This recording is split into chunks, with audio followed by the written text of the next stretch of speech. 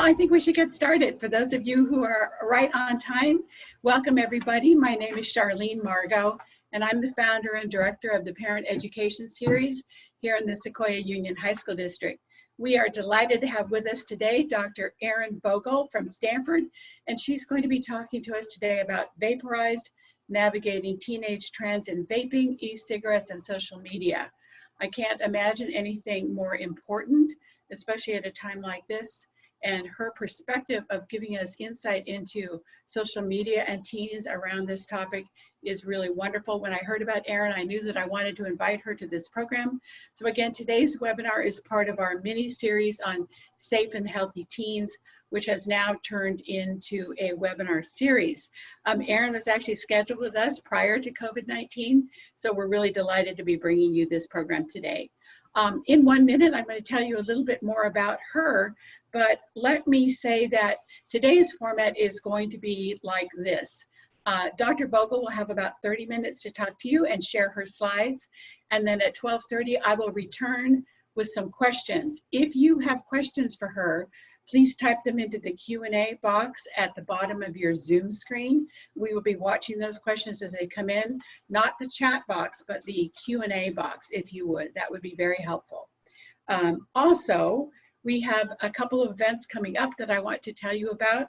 Next Wednesday on May 6th, we are welcoming Ned Johnson, who's the founder and president of Prep Matters and the co-author of The Self-Driven Child. He will be presenting The Long View, helping kids gain a sense of control during COVID-19. So that's 12 noon, May 6th, don't miss that.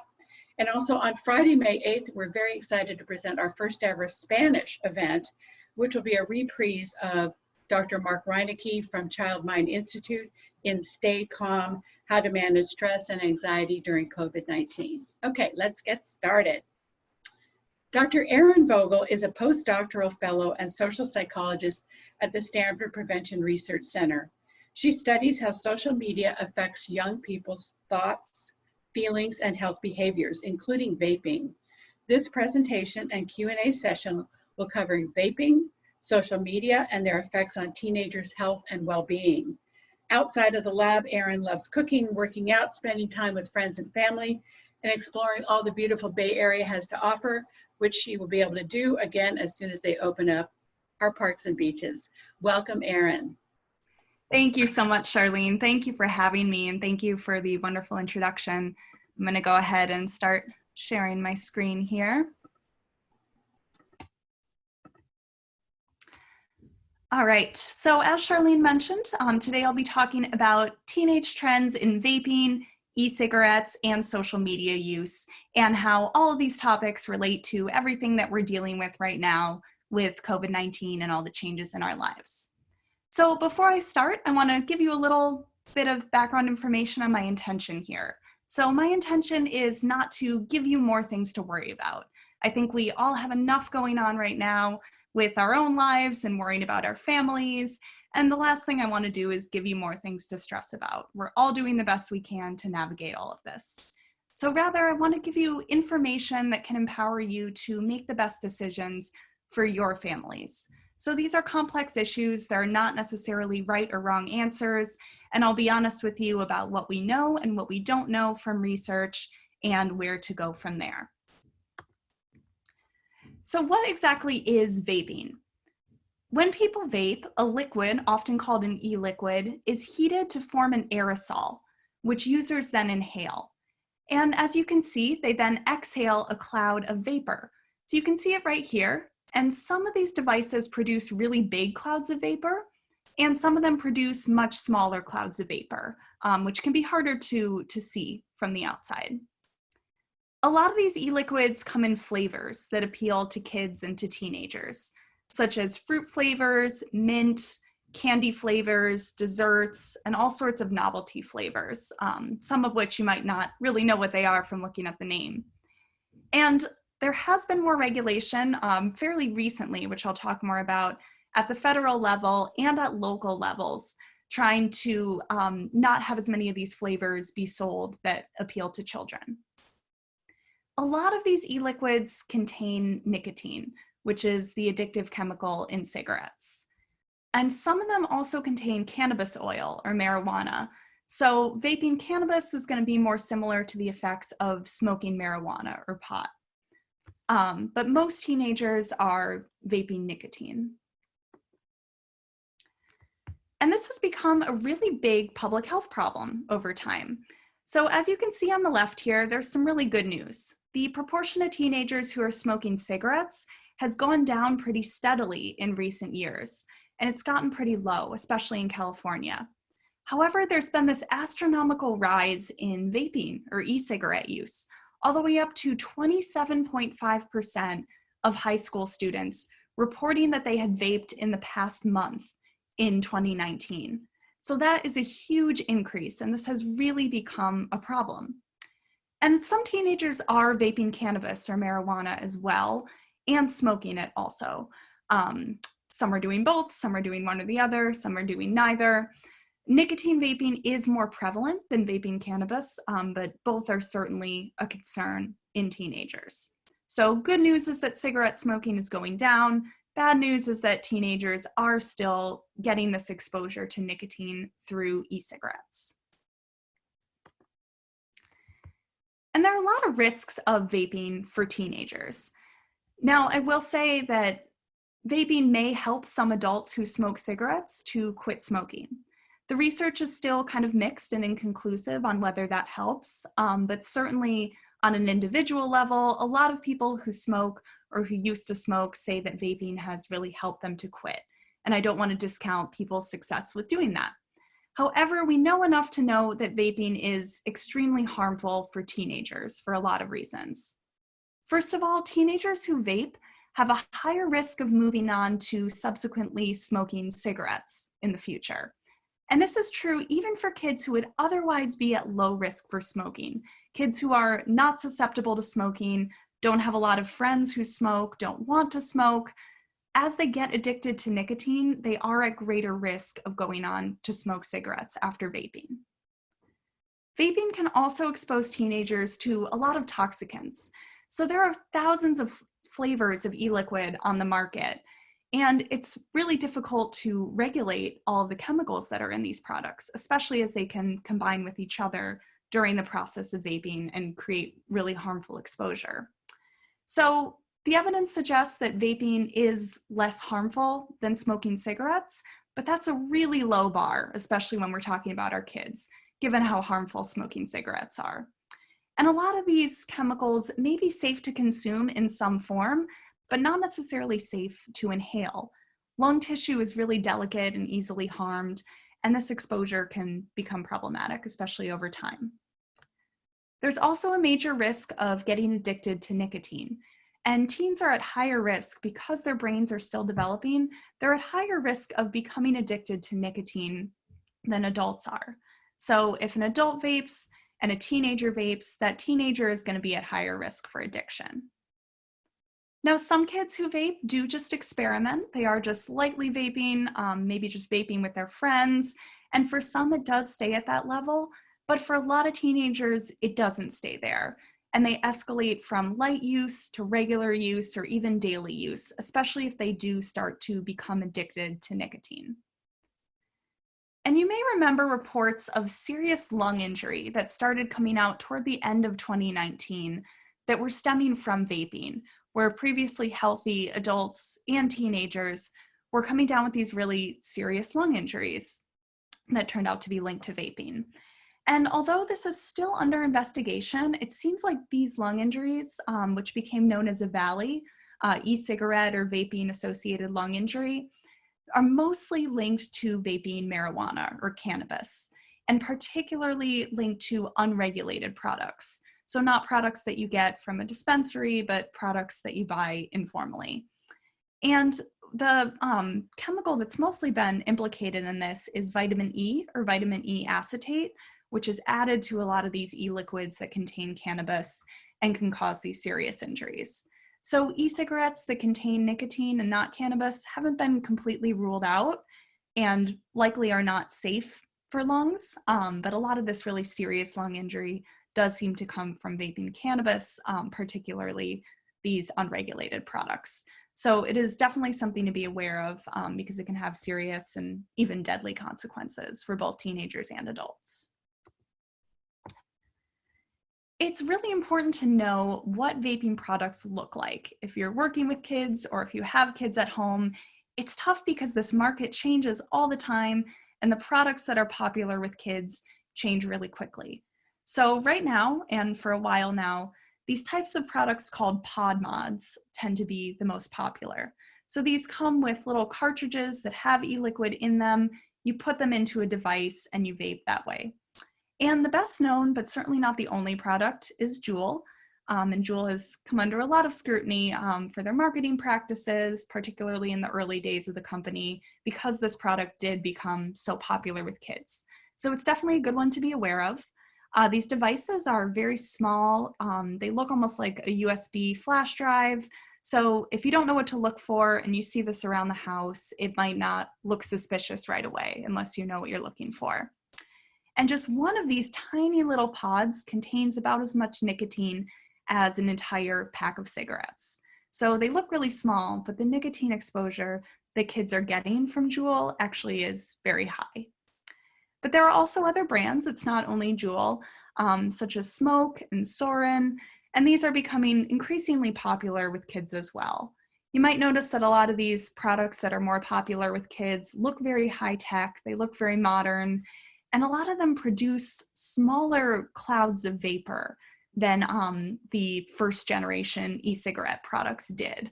So it can be hard to catch kids vaping if it's very easy for them to hide this cloud of vapor that comes from their e-cigarette device.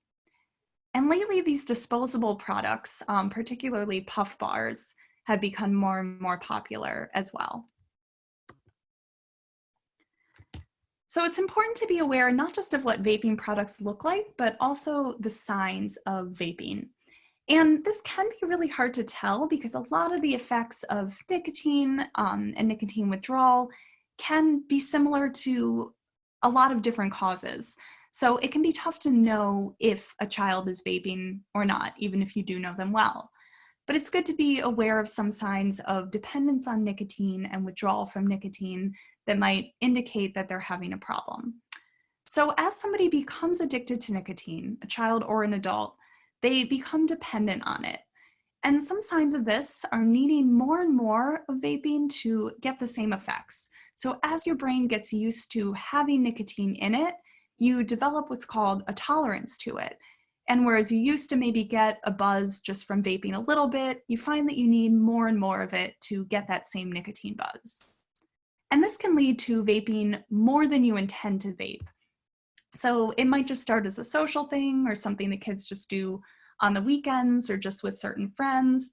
But as they become addicted to it, they end up vaping more than they thought they would.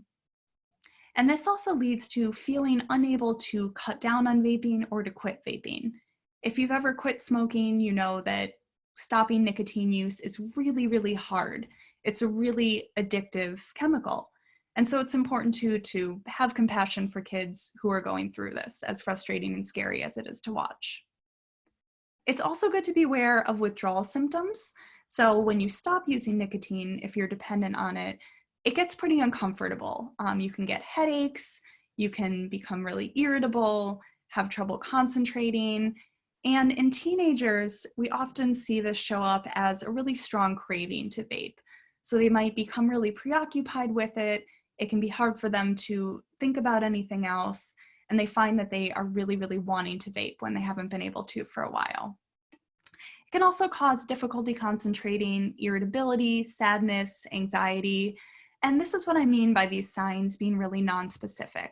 So if your child has shown some of these signs, it doesn't necessarily mean that they're vaping. If they're more irritable or more sad or more anxious, especially right now, there are a lot of reasons that that could be going on.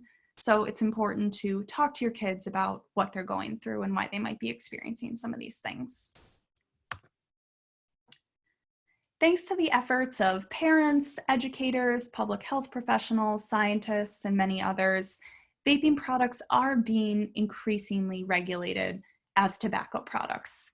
So with any public health conundrum, it's important to balance different interests. So any regulation is balancing those potential benefits to adult smokers that may or may not happen at a large scale, but a lot of adults do perceive vaping as helping them quit smoking.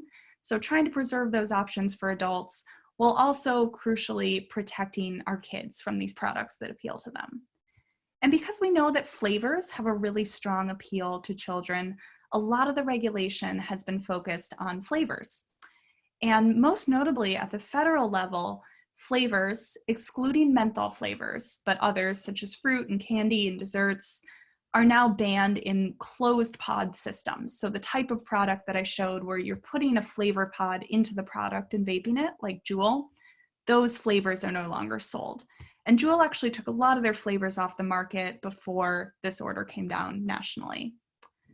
Also, the purchasing age for tobacco products, including e-cigarettes, is now 21 nationwide.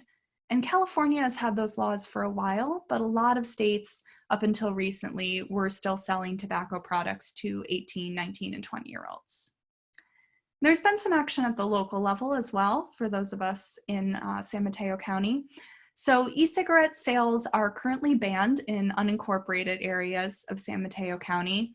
And the City Council of Redwood City is also considering a ban on the sale of flavored vaping products that would include menthol. So unlike the national flavor ban that just applies to closed pod systems and doesn't apply to menthol, this would also include menthol.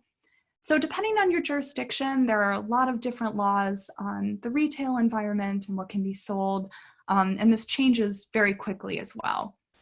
One notable law is in San Francisco, which recently banned all vaping products that are not regulated, they're not approved by the FDA, which currently is all vaping products. So that was really landmark legislation that San Francisco was leading the way on, and that is in effect right now. But what about kids who already are vaping or adults who are already vaping and want to quit? There are some resources available free of charge to help parents, teens, educators, and one is the Truth Initiative's Quit Vaping text program that's specifically geared toward teens. So if you text Ditch Juul to this number, you can enroll in their Quit Vaping text program to help kids get the support and information that they need to quit vaping. There's also smokefree.gov, which is a wonderful resource from the National Cancer Institute. And they have a special section on quitting vaping that's specifically aimed at teenagers and parents that can give more information on vaping and on how to quit. And the California Tobacco Quit Line is also a wonderful resource for people of all ages who use tobacco products. And they have a specific program targeted around vaping also. So you can call this number or visit novapes.org. And they can help you come up with a plan to quit or to help your child to quit. Also, nicotine replacement therapy, such as the gum or the patch that you may have used to quit smoking or someone you know may have used, it's not available to teenagers over the counter like it is for adults, but pediatricians can prescribe it off-label if they believe that it'll be helpful for your child. So your pediatrician is also a great resource if you're concerned about your child, and they may be able to help if they feel that that would be appropriate. So how might COVID-19 affect teen vaping? The short answer to that is we don't know yet. This is also new. We don't have research data on it yet. And we're still trying to figure out the links between smoking and COVID-19, between vaping and COVID-19 for adults as well, and whether those behaviors might increase people's risk of getting COVID-19 or of developing severe symptoms. But more specifically to teenagers, there have been a lot of major changes in our daily lives that might affect teen vaping in different ways. So kids might have less access to vaping products if they were either going to stores that are now closed, or more likely if they were getting these products through friends or other social sources at school. If they're not able to go to school, they're not able to see their friends, they might have less access. So that could be one small silver lining of what we're going through, is we actually could see at the national level a decrease finally in teen vaping. But it remains to be seen whether that'll happen or not. And related to that, kids are spending less time with friends, which of course is generally not a good thing, but could have that effect on teen vaping. However, a lot of people, including teenagers, report vaping to deal with stress. And we're certainly going through a lot of stress right now and spending a lot more time online as well. And as I'll talk a little bit more about, teenagers do see content related to vaping when they go on social media, and that can have an impact on them. So I want to switch gears a little bit and talk about another major issue with parenting or educating teenagers, which is social media use. And I think this has become increasingly important to talk about as a lot of us have increased our screen time when we're stuck at home and unable to see our friends and family in person. So this is another topic where there's really no right or wrong answer. I would say even more so than vaping. Social media is not necessarily good or bad, so I'll give you some information on it that I hope will help you make decisions for your family and for your kids in particular. It's good for parents and teachers to be aware of which social media platforms are popular among teenagers. And this, of course, changes all the time, but here are just a few that are popular nowadays. So you may be familiar with Instagram, which allows you to share photos and videos with people who follow you, who follow your profile. And there are a couple different ways to do this. You can post the photos and videos on your actual account where people can see them over time and can kind of browse through your collection of photos and videos, or you can post them to what's called a story, which goes away after 24 hours. So teenagers are using a lot of both, but I would say the use of stories is especially common. And that idea of having stories, I'd say that was first popularized by Snapchat, which is also very popular with teenagers, especially when it first came out. And one thing that appeals to teenagers about Snapchat is that the chats go away very quickly. So if you send somebody a photo or a video, they can view it and then it goes away. Or you can post it to your story, but again, it's only available for a short period of time, which can be really appealing if kids don't want there to be a track record of what they're posting and what they're sending to friends. Another one that I think more adults have recently become aware of during our shelter-in-place orders is TikTok. So TikTok allows you to share short videos, and this became popular with teenagers long before adults, but I think people of all ages are using TikTok a lot more now. And contrary to what a lot of people think, teenagers do still use Facebook. It is still one of the more popular platforms, although they might not use it as frequently during the day as they use other platforms. A lot of teenagers do still have Facebook accounts, even though their parents are often on Facebook as well. Social media can affect teenagers and adults in a lot of different ways that are both positive and negative. And some of my early research was looking at these effects of social media on young people's well-being in a lot of different ways. So some major positives of social media, especially now when a lot of us are stuck at home, social media can allow us to connect with our friends. And that can be a really good way to communicate and to stay in touch. Social media also allows us to express ourselves. So when we post photos or videos or updates about what we're doing in our lives, we're showing the world ourselves in the way that we want to be shown, the way that we want people to see us. And that can be something that feels really positive and really rewarding for us.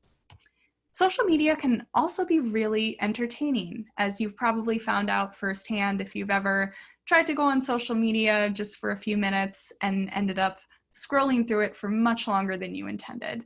That happens a lot, especially when we don't have the same schedules that we used to have, and a lot of us are stuck at home. But this can be a positive thing as well. There can be a lot of funny things on social media, and it can be entertaining, both for kids and for adults. However, there are some negatives as well.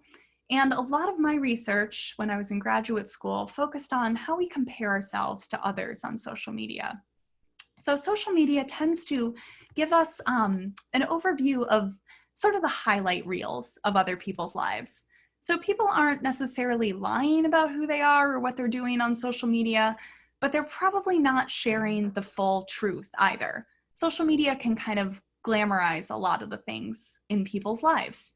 And when we compare ourselves to these unrealistic or idealized versions of other people, it's easy to feel bad about ourselves as a result. Unfortunately, a lot of teenagers also experience cyberbullying on social media, where other people are using the internet to bully somebody. And the internet is really conducive to bullying because you're not confronting somebody face to face. So it's tempting to say things that you wouldn't otherwise say to somebody. And this can be really, really damaging for teenagers when they're a victim of cyberbullying. And bringing the conversation back to vaping for a moment, a lot of teenagers do see content on social media that normalizes vaping and other substance use and other harmful behavior. So I actually did a research study recently that found that even really short-term exposure to social media posts about vaping can increase teenagers' positive attitudes toward vaping and make them more likely to want to vape. And a lot of companies, including Juul, have taken down their social media profiles because of these effects that they can have on teenagers. But that content is still out there, both from companies and just from individuals. So given that social media seems to be a big part of our daily lives, seems like it's not going anywhere anytime soon, it's good to spend some time thinking about how you can help keep your kids safe when they're using social media, if that's something that they do. And I would suggest setting clear rules around social media use that work for your family in particular. So these are just some suggestions. There's no hard and fast rules for the best ways to set rules around social media. It really depends on your kids and on your family. So a lot of parents find it helpful to limit social media time, whether that means limiting the amount of time that their children are spending on social media or the times of day that they can go on social media. So maybe no phones at the dinner table or no social media use until homework is done. That can be a way to set limits.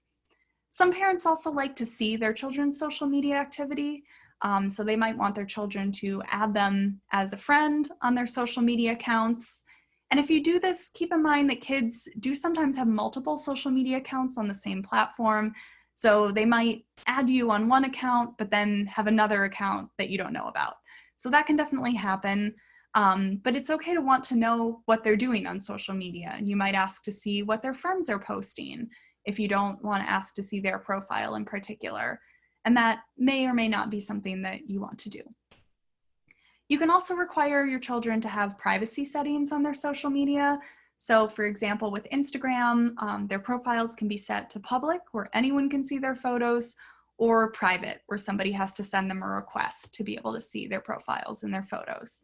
So you might require your kids to have their profiles set to private. It's also good, especially because social media changes so quickly, to be familiar with the apps that your kids are using. And here's just one resource, internetmatters.org. It's a nonprofit based in the UK that can help parents learn more about the individual platforms their kids might be using and the safety features and privacy features that are available to help kids use social media safely.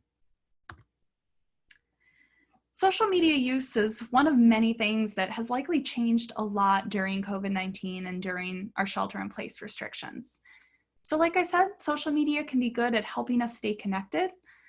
Social media and other online resources can also help facilitate learning, whether that's formal learning, like taking classes online, or just informal learning, learning about things that interest you. It can also be helpful for relaxing and just entertaining yourself. There are exercise videos, meditation videos, lots of free resources out there online and on social media that can help us stay well during this time. One thing to be aware of when you and your kids are using social media is to be aware of the news that you're consuming, both how much news, where it's coming from, all sorts of things to consider. So there's a lot of disinformation out there on social media, and if you see something that seems like it's unrealistic, it's possible that it's not true, and it can be good to try to fact check those stories before you share them with other people or before you get really stressed about it. And we also just need a break from the news sometimes. So having our smartphones on us all the time can be great, it can be really convenient, but it can also be harmful if we feel just bombarded with all this bad news, and sometimes we just need to unplug. So try to keep that in mind for yourself and for your children as well. And I really want to emphasize that using social media isn't a good thing or a bad thing. It really depends on the individual and on how you're using your social media and how your kids are using it.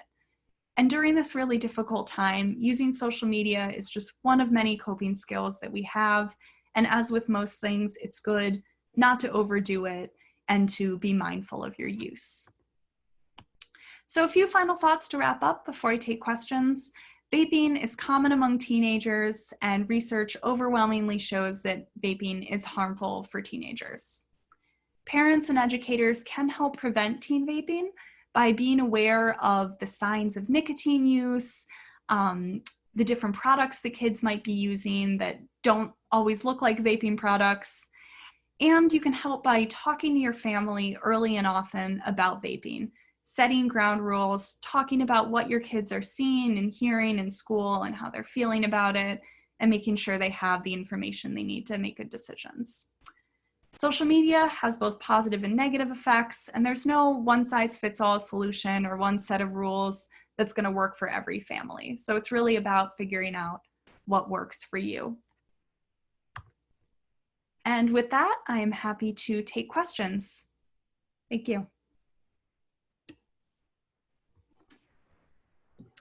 Well, thank you so much, Erin, for that really informative presentation. We have been doing a fair amount of parent ed around vaping, but today was really special, and I think that we all learned a lot that we didn't know about before. So thank you for that. Before I ask a few questions from the audience, I just wanted to ask you personally, what brought you to this field of research?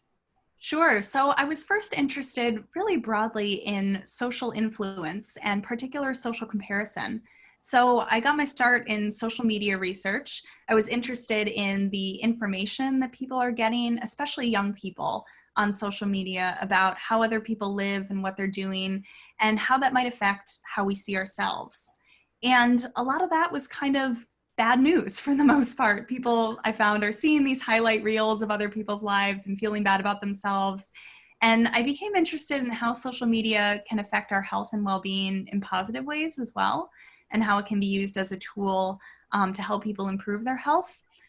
So that's how I got interested in how social media can be used to help young adults quit smoking, for example, to get support and information. I've done some work around that. And then got interested in teen vaping and how social media can affect that, how what kids are seeing might impact them. So the impact of social media and technology on young people is something that I'm really passionate about, and I'm really interested in how it can be both a positive and negative thing. That's fantastic. I mean, I can't imagine a more timely area of research than vaping and social media. When I heard about Dr. Vogel's work, I was so excited to bring her to this program. So thank you. Happy Okay, here are a few questions that have come in from parents in the past and some from today. So first of all, since the shelter-in-place orders, my teenager seems more moody than usual. And you mentioned this, more irritable, and she tends to lash out at me and her siblings. Should I be worried that this is a sign of vaping? I would say that vaping is just one of many, many things that can be causing those kinds of behaviors and those kinds of experiences for your child. So this experience of shelter in place and of the pandemic has been extremely stressful on all of us.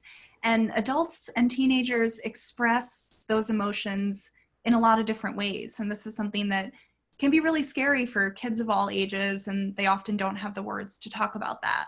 So while those signs can certainly be signs of nicotine use or of withdrawal, it can also be signs of just going through something really incredibly stressful. So I would say it's important to talk to your children about what they're experiencing, to consider getting professional help if that's something that might be helpful for your children, and having those conversations. All right.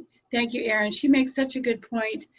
You know, the point One of the main goals of the Parent Education Series is to give parents information, strategies, and tools they need to better communicate with their kids. So really why we're here today is to offer you information that you can use when you go back and talk to your kids. Open up the conversation just like Erin suggested. You're going to learn more by listening than talking, as always, again, just as she offered. So here's another one, Erin. My teen has become more secretive, especially since shelter in place. I haven't seen or smelled anything. I know that a lot of vapes have an odor, but how can I tell if my kid is using?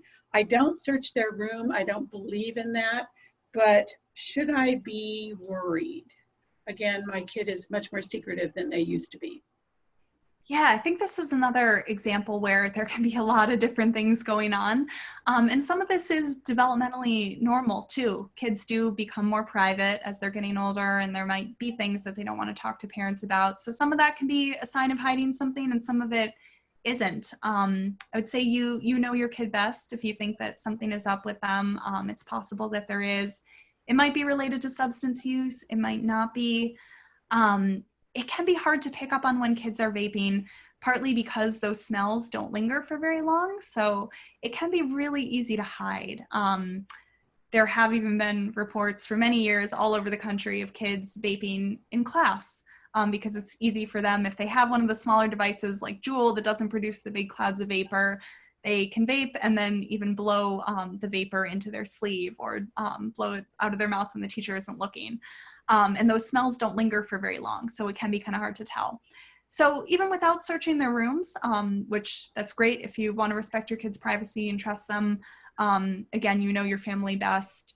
But if you do see anything that looks suspicious that's left around, it might be a good idea to try to figure out what that is, or just ask your child about it if you don't want to go searching for that information. So if you do see behavior that's unusual, I would say trust your instincts. Doesn't necessarily mean that they're vaping, although it could be a lot of different things. Okay, thank you. Good advice, Erin. So you mentioned the appeal of social media like Snapchat that disappears, that kids really like. Is there any way a parent asked to monitor their child's use of Snapchat? Yeah, certainly. So some of it would be hard to monitor because if a child sends a snap or a message, a photo or video message to a friend directly, a parent wouldn't be able to see that. But if you do have access to your child's Snapchat account, you could see who they're communicating with, if that's something that you want to do. And parents differ in their comfort level and how much they want to be involved directly in their child's social media account. So some parents do want their child to add them as a friend or allow them to follow the child on social media. There's different language across different platforms. Some parents want that access directly to the child's social media account, and that might be a condition of using social media, especially for younger children like middle schoolers. But some don't, and it might be that you check their accounts just every once in a while and they're aware of that. So there are different things you can do. I definitely recommend if you're overwhelmed just by the sheer number of social media platforms and all their different features, I recommend checking out internetmatters.org. I found that to be a really good resource for just explaining how these platforms work, because they are very different. And it changes very quickly. Well, and now that adults are enjoying TikTok as well, we've probably killed that company. It probably did. Here is a question related to TikTok, which I bet a lot of people have experienced. A parent writes, my 14-year-old really wants TikTok, but I'm concerned about some of the self-harm videos that are on the site. How do we balance the good from like the cute dances from the more harmful videos? Yeah, that's a really, really great question because there can be a lot of harmful content on social media in a lot of different ways. So privacy settings can help keep other people out of your child's social media account, but it doesn't necessarily change what they're seeing. Now, some of these platforms you can turn on age controls. I don't know about TikTok specifically, but for some platforms you can on your child's profile, it shows that they're under 18, and you can set it so that they don't see posts that are flagged as being for adults. But that wouldn't capture a lot of that content that might be harmful, including self-harm content. I know I keep saying talk to your kids, but I think that really is a good place to start, because kids are the best source of information about what they're seeing on social media.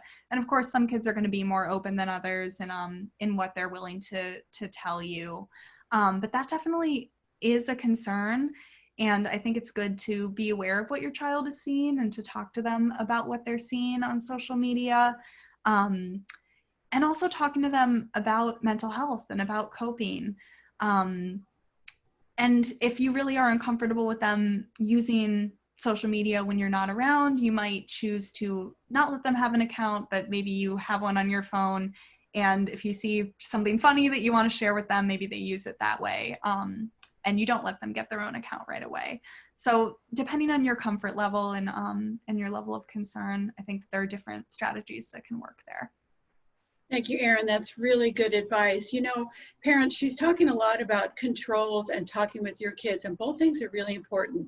So it doesn't have to be a punitive discussion. It can simply be, what do you like about Instagram? What do you do on Snapchat? Show me something that you think is funny. I'll show you something on my Snapchat that I think is funny. So those kinds of conversations, and I would start, as she said, early. You know, if you have a 17-year-old, it's going to be a lot harder to institute parental controls than if they're young. And as Dr. Devorah Heitner says, the founder of Raising Digital Natives, if you're going to do things like check their social media or track them, be sure to tell your kids, because if you find something and you haven't told them, then what? It's very important that you're honest with your kids about what you intend to do. If that means that you require passwords, I didn't do that with my own kids, but some parents do. It's very individual, family by family. Okay, I think we have time for maybe one or two last questions. Dr. Vogel, you talked about regulations in San Mateo County.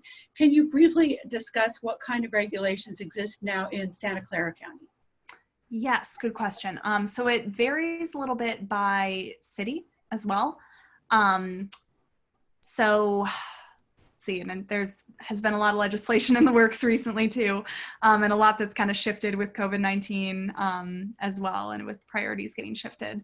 I know that San Jose is working toward banning, I believe it's flavors, but I don't know where that's at currently. Given the disruptions to council meetings and all of that. Menlo Park, I believe, bans the sale of all flavored e-cigarette products. So a lot of these are not county-wide. Sometimes there'll be a regulation on the unincorporated areas of a county, just like San Mateo County. I believe in general, most cities or towns in Santa Clara County, I believe, have some sort of regulation around flavors. That's a great question. I would need to look up the specifics currently in each city because it is changing quickly. But that information, if you're curious about your specific city, that information should be available on your city's website. And if it's confusing or if you would like help looking that up, you're more than welcome to contact me via email as well. And I'm happy to help look into that for you. Okay, we're going to end with one question that I know is on everybody's minds. My very social teenagers are going stir crazy. To stay in touch with their friends, they're using lots of social media. I am not monitoring it very much because I know it's really important for them, but they do stay in touch with their friends. But how much is too much? Should I be worried about how much they're consuming? Yeah, good question that I agree is on everybody's minds right now. Increased screen time during the shelter-in-place restrictions is normal. We're seeing that at a national level. Social media companies are reporting increased use. I believe Apple also, because they have screen time measures and they can see how much adults are using our screens too. And it's quite a bit. It's more than it was before the restrictions. So that is normal. I would say have compassion for yourselves and for your children. If you're not using your quarantine time exactly how you wanted to, that's okay. We're doing the best we can to get through this. I would say whether it's a problem or not, there's really no set number that, like, if they're using social media for X number of hours per day, that's a problem. It's more about how it's affecting them. So if they're functioning pretty well, if they're getting their schoolwork done, if they're doing what they need to do around the house, if they're essentially seem to be doing pretty well, then their social media use right now is probably not an issue. And you can reevaluate once life goes back to some semblance of normal. All right, well, thank you so much, Dr. Vogel, for your time and talent and expertise today. We really learned a lot. And again, for those of you who'd like to share this with maybe one of your students or a spouse or a partner or somebody else in your life, your sister, this will be recorded and the video will be available soon. Again, we are grateful for the Boys and Girls Club of the Peninsula, whose students in the media production team make up our videography crew. So we will have a video of this event soon. Thank you so much again, Dr. Vogel. You have her contact information and we will be in touch. Thank you to everyone who attended today and we hope to see you soon. Take care. Bye-bye.